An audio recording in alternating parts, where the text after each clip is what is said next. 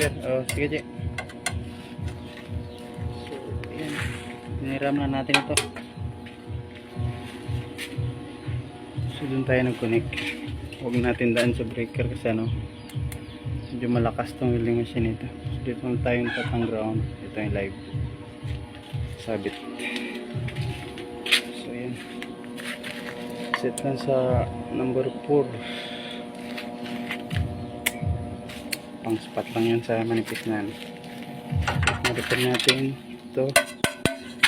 Ito.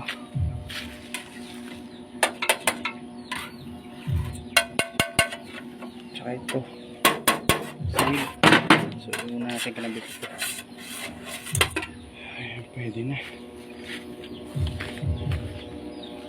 So, yung mga plansa natin, ano, hindi kita may dinugtungan. Hiningi lang natin yan. Number 16, medyo makapal-kapal. Maganda yun sa flooring, mga tagal mga butas. So, yan na. Didispose nito eh. Kaya, buti ni-repair ko pa. So, saan ka makakita na bibenta na re-repair pa. Kasi kakaya naman sa bibili, may butas yung saig.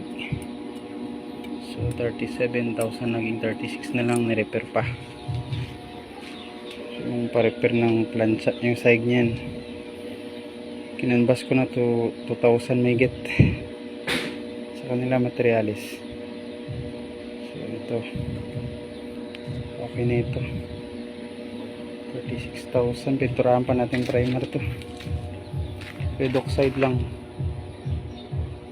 Siding, saig. Hindi na yun. So, babay na.